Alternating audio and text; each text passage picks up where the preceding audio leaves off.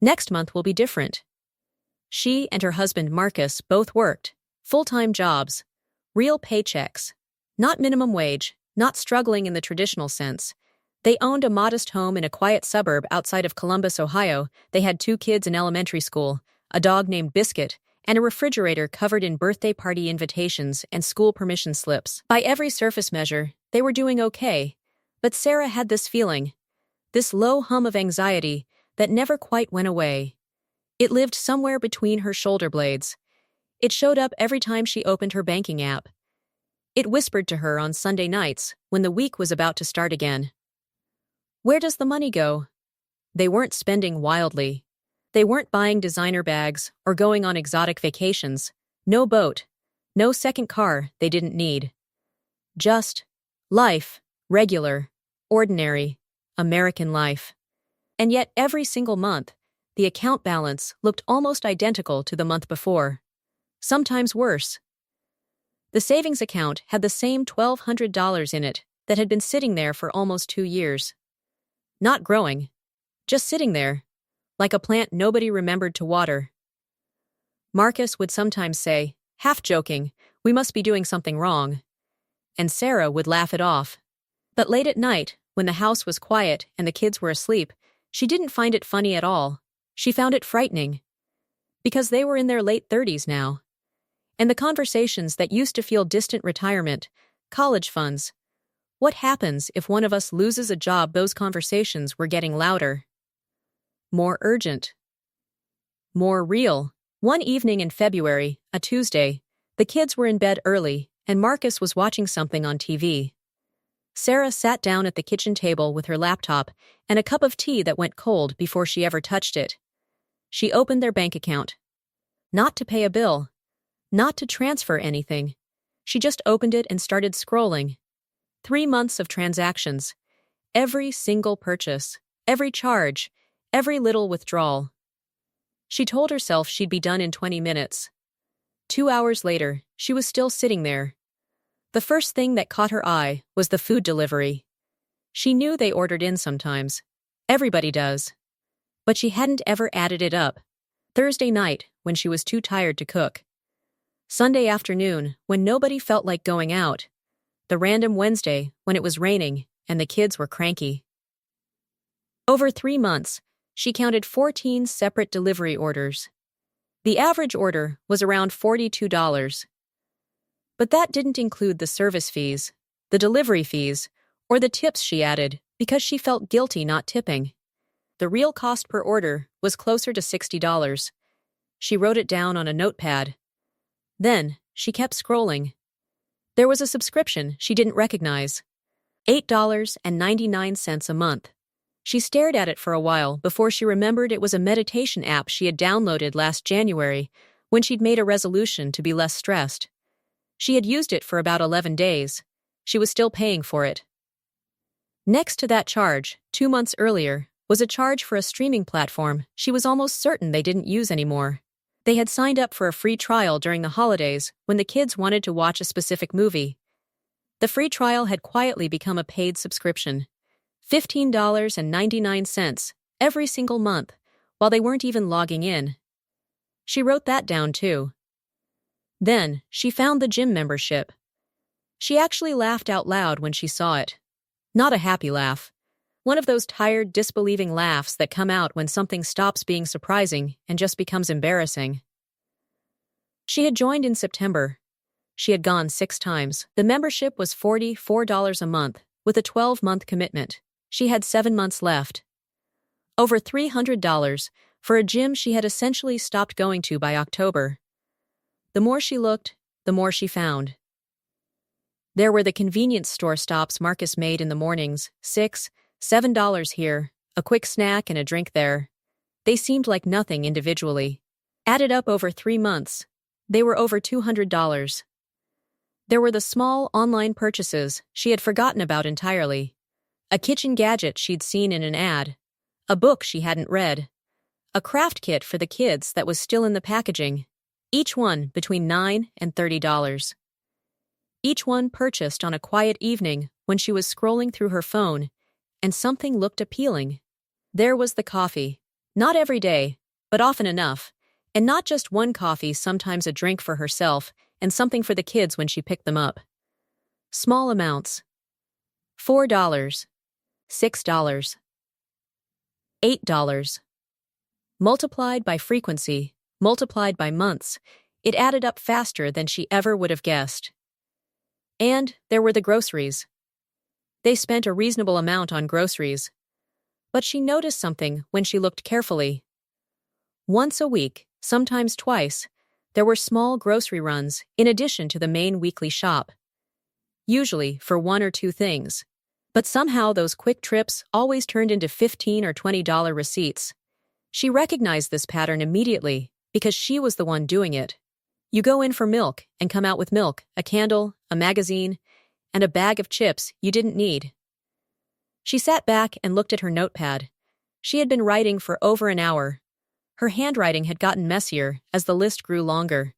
She started adding the food delivery, the forgotten subscriptions, the gym membership, the convenience runs, the impulse purchases, the small daily habits that felt invisible because they were so small. When she got to the monthly total, she stopped. She added it again, slowly this time, because surely she had made a mistake. She hadn't made a mistake. Between the two of them, without noticing, without intending to, they were leaking somewhere between $800 and $1,000 every single month. Not on anything dramatic. Not on anything they could even point to and say, that was worth it. On things that slipped through the cracks. On convenience. On habit. On not paying close enough attention. She multiplied by 12. The annual number sat on her notepad like an accusation. Almost $10,000 a year. $10,000 that had simply disappeared into fees and subscriptions and delivery apps and forgotten memberships and small purchases that seemed harmless one at a time. $10,000 that could have been an emergency fund, could have been a family trip they actually planned and enjoyed, could have been the start of something solid for their kids' future, could have been the thing that finally made that low hum of anxiety go away. Sarah sat very still for a long moment. She wasn't angry at Marcus. She wasn't angry at herself. Not exactly. But she felt something shift inside her. Something quiet and decisive. Like a door she hadn't known was closed, had finally opened a crack. The problem wasn't that they didn't make enough money. The problem was that money was leaving through holes they had never thought to look for. She didn't go wake Marcus up and start a conversation at 11 o'clock at night. She had learned over 12 years of marriage that timing matters.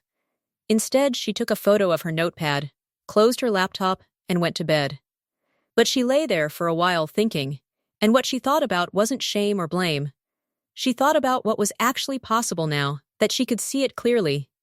Over the next 2 weeks, Sarah did something she had never done before. She didn't overhaul the family budget. She didn't sit Marcus down with a spreadsheet and a lecture. She didn't announce a new set of rules that she knew from experience would last about 10 days and then quietly collapse. She just started making small changes. She canceled the meditation app. She canceled the streaming service they weren't using. She called the gym, negotiated out of the contract by explaining her situation politely, but directly, and signed up for a $30 a month option closer to her office that she actually used, because it was on her way home.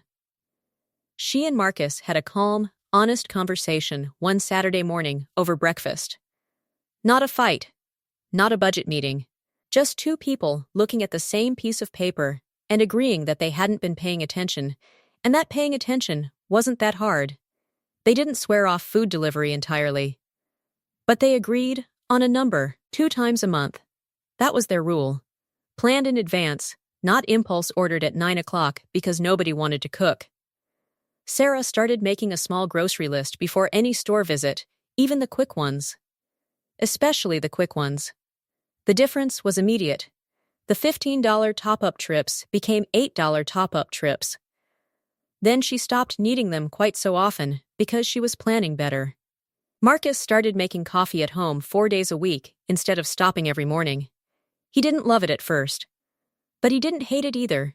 And when he did stop for coffee, he said it felt like a treat rather than a habit. That was a small but real shift, They didn't feel deprived. That was the thing Sarah hadn't expected. She had always assumed that fixing their finances would feel like restriction, like punishment, like giving things up. But most of what they stopped spending money on were things they hadn't consciously chosen in the first place. You can't miss something you never really noticed having. 4 months later, the savings account had grown, not by a huge number, but by more than it had grown in the previous 2 years combined. The emergency fund that had sat frozen at $1,200 was now approaching $3,000. Sarah had set up an automatic transfer, not a large one, just a manageable one, and it moved quietly in the background every payday without requiring any willpower at all. The arguments about money, which had been a background noise in their marriage for years, got quieter. Not because everything was perfect, but because they were both looking at the same picture now. They had a shared language for it. When something came up, they'd look at each other and one of them would say, "Is this in the plan?" Sometimes the answer was no, and they'd skip it. Sometimes the answer was no, and they'd decide it was worth it anyway. But they were deciding. Consciously together, that was different from before. Sarah still had the notepad she had written on that February night. She kept it in the kitchen drawer, tucked behind some takeout menus she no longer really needed. Sometimes she'd open the drawer and see it and think about who she was that night, the woman sitting alone at the kitchen table, cold tea beside her, adding up numbers that shocked her. She didn't feel embarrassed about that woman anymore. She felt grateful for her. Because that woman had finally looked, had finally stopped saying next month and started asking why. And the answer, when she found it, wasn't complicated. It wasn't about income. It wasn't about being bad with money or being irresponsible or failing in some fundamental way. It was about small, quiet, invisible habits that nobody had ever asked her to examine. Habits that cost almost nothing individually. Habits that cost nearly $10,000 a year together. The lesson Sarah carried forward wasn't a rule or a formula. It was a question. A simple one she started asking herself before spending anything that wasn't planned. Do I actually want this, or did it just appear in front of me? That one question changed more than any budget spreadsheet ever had. Here is what nobody tells you about financial stress. It rarely comes from one big, dramatic mistake. It doesn't usually arrive from a single reckless decision you can look back on and identify clearly. Most of the time, it comes from the slow, steady drip of small things. Things so small, you don't see them. Things so routine, they stop feeling like choices at all. Sarah and Marcus didn't need to earn more. They needed to lose less. And once they saw where the losses were happening, plugging them wasn't painful. It was almost a relief. Because the money had been there all along, it just needed someone to notice. Maybe your situation looks a little like Sarah's. Maybe you've had that same moment of looking at a bank statement and feeling that something doesn't quite add up. Maybe you've said to yourself or to someone you love, "Where does it all go?" If so, the answer is probably hiding in the small things. The subscriptions you've forgotten, the habits you've never added up, the conveniences that have quietly become necessities. They're not dramatic, they don't feel dangerous, but together, they can cost more than you've ever stopped to imagine. And the good news, the real, practical, honest good news, is that you don't have to overhaul your entire life to change the outcome. You just have to look. Clearly, patiently, without judgment. Just like Sarah did on a quiet Tuesday night in February. If this story felt familiar, remember that small habits create big changes. Subscribe to Hunaeriq Money for more real-life money stories.